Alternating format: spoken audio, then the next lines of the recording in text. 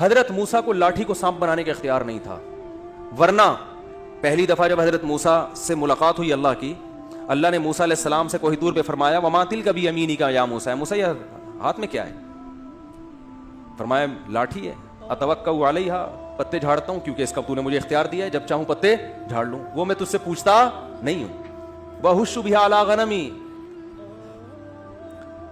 هِيَ عَصَايَ أَتَوَكَّأُ عَلَيْهَا، اس سے میں ٹیک لگاتا ہوں، ٹیک لگانے سے پہلے میں تجھ سے پوچھتا نہیں ہوں۔ ہر کام سے پہلے تھوڑی انسان اللہ سے پوچھتا ہے، کیونکہ اللہ کی طرف سے پرمیشن ہے بھائی، کیونکہ مجھے تو نے اختیار دیا ہے کہ جب چاہوں اسے ٹیک لگا لوں، جب چاہوں اس سے اہوش بہا علی غنمی، بکریوں پہ پتے جھاڑوں، ولی فیہا مآرب اخری، اور بہت سارے کام ہیں۔ اللہ نے فرمایا آج تو اس کو زمین پہ ڈال، یہ نہیں کہا اس کو سانپ بنانا بھی آتا ہے۔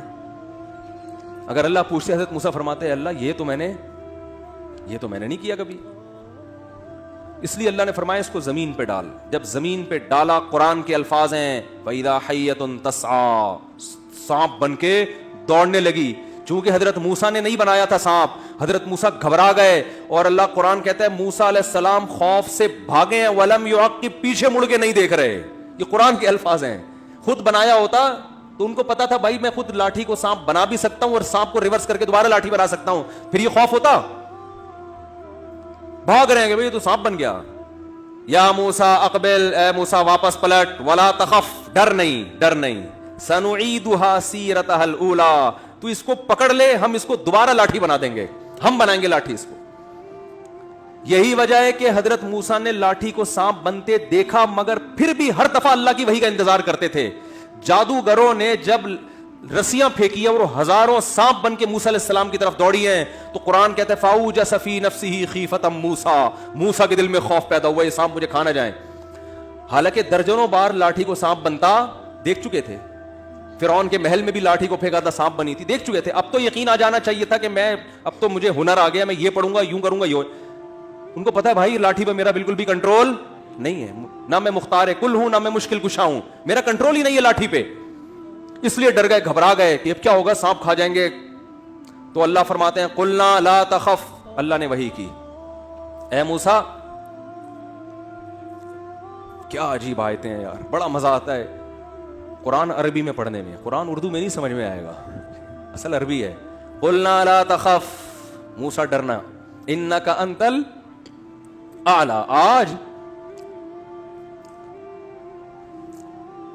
آج جو پورا مصر جمع ہوا ہے نا مقابلہ دیکھنے کے لیے، تو ایک طرف اور ہزاروں دوسری طرف، آج یہ مقابلہ کون جیتے گا؟ حالانکہ گراؤنڈ ریئلٹی اور زمینی نقشہ اس کے اگینسٹ ہے، ہزاروں سانپ دوڑ رہے ہیں، اور موسیٰ علیہ السلام کے پاس مقابلے کے لیے نہ کوئی غلیل، نہ کوئی تلوار، نہ کوئی بندوق، ایک لاٹھی سے کتنے سانپ ماریں گے؟ اس لیے پیغمبر ہو کے بھی، کلیم اللہ ہو کے بھی کیا ہو گئے؟ گھبرا گئے، اور ہم کہہ رہے ہیں انک انت الاعلی، آج تو غالب آئے گا۔ اے اللہ کیسے آؤں گا غالب، میرے پاس تو کچھ ہے نہیں، اور اگر اللہ نہ کرے فرار ہو گیا تو لوگ کیا بولیں گے؟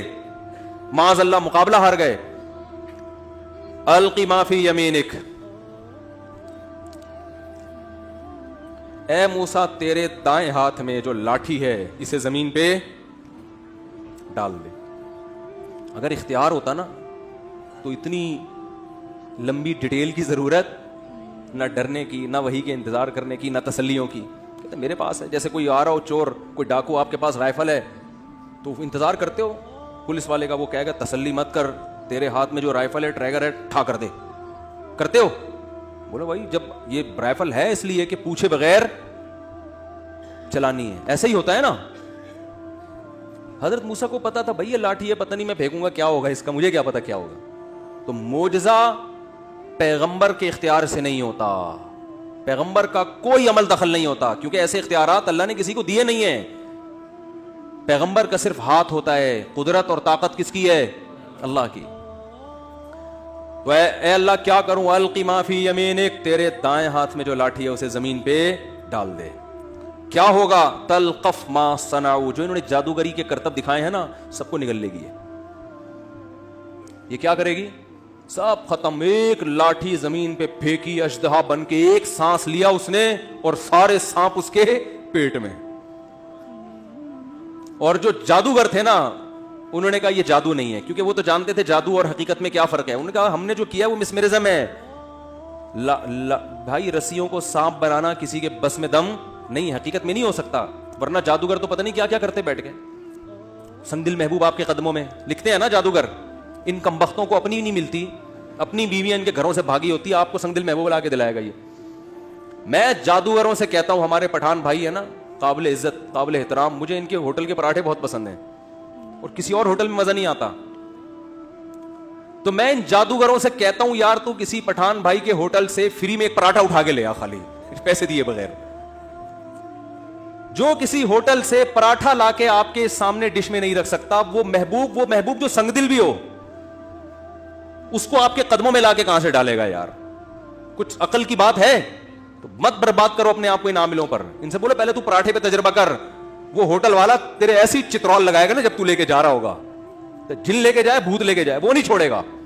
اب کوئی پراٹھے والا آیا چپکے سے پیسے دیے بغیر لے جا رہا ہے, تو ہوٹل والا کہے گا کہ آپ چونکہ جن ہیں لہذا لے جائیں. آپ کہے گا بھائی پیسے کے بغیر, یا ہم نے جنات کو کھلانے کے لیے ہوٹل نہیں کھولا, یہاں پہ بزنس ہے, ورنہ کل کوئی چڑیل آئے گی وہ 6 پراٹھے لے جائے گی.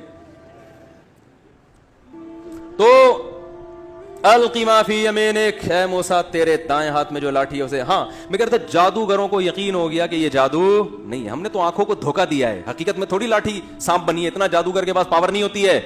لیکن موسیٰ نے جو کیا ہے یہ انسان کا کام نہیں, تو حقیقت میں سچی مچی کا اجدہ ہے.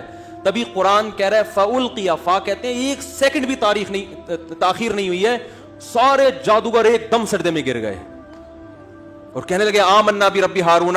پبلک سجدے میں نہیں گری ہے کیونکہ پبلک کنفیوز ہو سکتی تھی, لیکن جادوگر کنفیوز نہیں ہو سکتے تھے. انہوں نے کہا یہ جادو نہیں ہے بھائی, حقیقت میں کیسے بن گئی, یہ تو خدا کا کام ہے.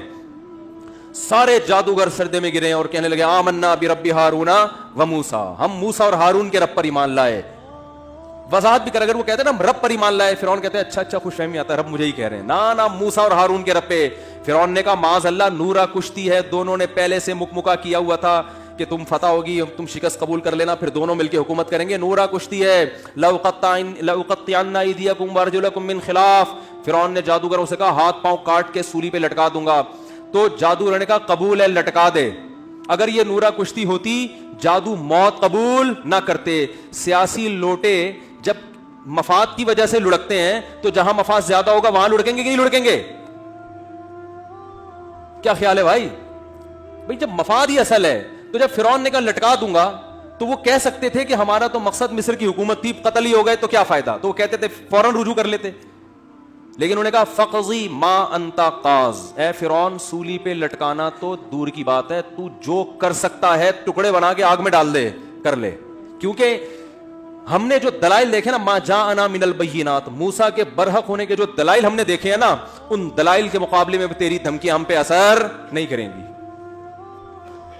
اور پھر کہنے لگے اس سے تو شہادت ہے, مر گئے تو اور کیا چاہیے, اس کا فائدہ کیا ہوگا. یغفر لنا خطایانا, ہمارا رب ہماری خطاؤں کو کیا کر دے گا اس شہادت کے بدلے, معاف. تو فری پھوکٹ میں مختصر جنت, نہ نماز نہ روزہ نہ زکات, کچھ بھی نہیں, ادھر ایمان قبول کیا ادھر جنت. تو فرعون کو کہہ رہے ہیں بھائی یہ بہت بہترین پیکیج ہے, ہمیں یہ پیکیج فوراً سے پہلے چاہیے. بہت مشکل ہے بات سمجھانا بھائی, بہت مشکل ہے. میرا خیال ہے اب بھی سمجھ میں نہیں آیا تو پھر پولیس بھی نہیں سمجھا سکتی, رینجرز بھی نہیں سمجھا سکتی, فوج بھی نہیں سمجھا سکتی.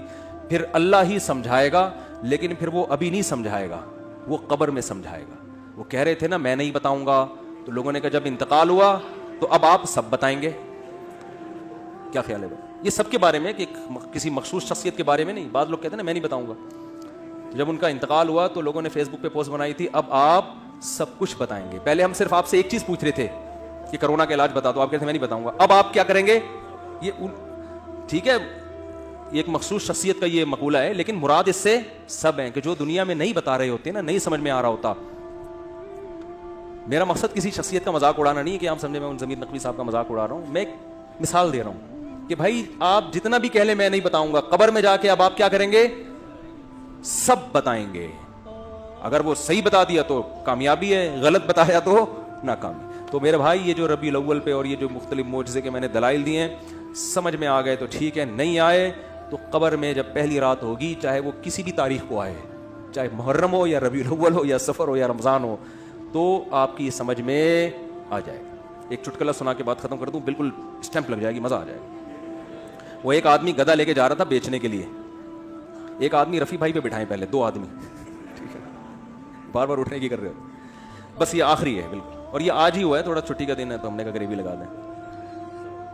ایک آدمی گدھا بیچنے جا رہا تھا اور لوگوں نے پوچھا کیا کر رہا ہے, کہہ رہا ہے بازار میں گدھا بیچوں گا, ٹھیک ٹھاک پیسے ملیں گے, اچھے ریٹ ملیں گے. اس نے کہا انشاءاللہ کہہ دے کہ اللہ نے چاہا تو. اس نے کہا انشاءاللہ کہنے کی کیا ضرورت ہے, گدھا نسلی گدھا ہے, میرے پاس ہے, بازار میں اس کی ویلیو ہے, کسٹمر کھڑے ہوئے ہیں, تو انشاءاللہ ماشاءاللہ کیا, جیسے لبرل لوگ کہتے ہیں نا انشاءاللہ ماشاءاللہ کیا ہوتا ہے, سب کچھ سیٹ ہے.